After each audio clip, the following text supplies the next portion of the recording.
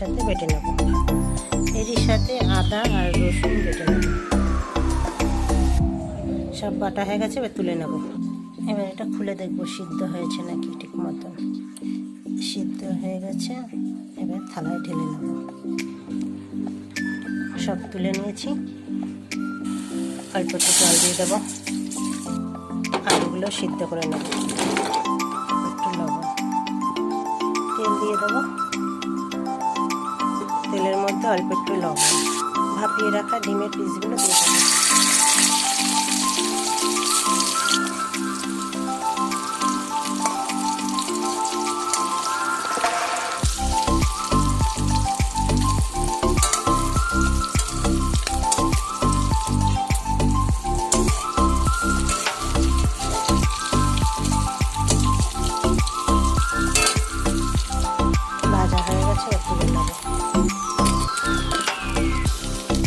সব আমার ভাজা হয়ে গেছে।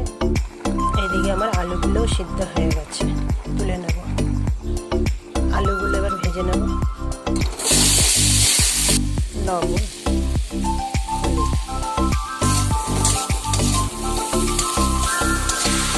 আলুগুলো ভাজা হয়ে গেছে, তুলে নেব।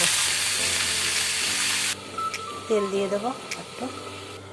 তেলে ফোড়নে দেব শুকনো লঙ্কা, তেজপাতা, জিরা আর অল্প কটা চিনি।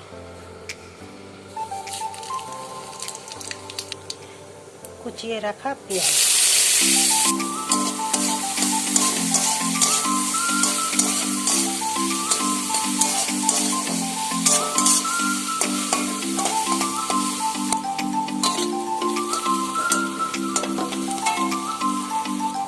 পেঁয়াজটা ভাজা হয়ে গেছে, বেটে রাখা মশলাটা দিয়ে দেবো। লবণ, হলুদ,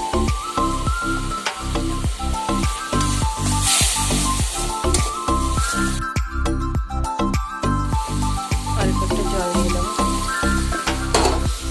মশলাটাকে ভালো করে কষিয়ে নেব। মশলাটা কষানো হয়ে গেছে, মশলার থেকে তেল ছেড়ে গেছে। এবার আলুগুলো দিয়ে দেবো। তো এটাকেও একসাথে ভালো করে কষাবো।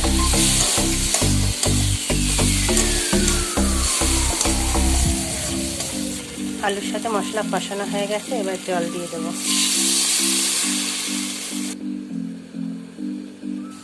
ভেজে রাখা ডিমের টুকরোগুলো দিয়ে দেবো।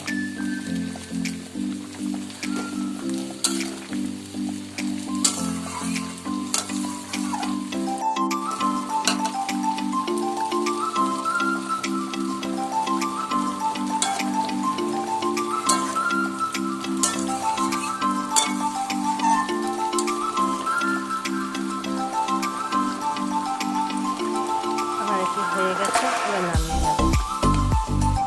আমার রেসিপিটা হয়ে গেছে। ভালো লাগলে লাইক, কমেন্ট আর সাবস্ক্রাইব করে দেবেন।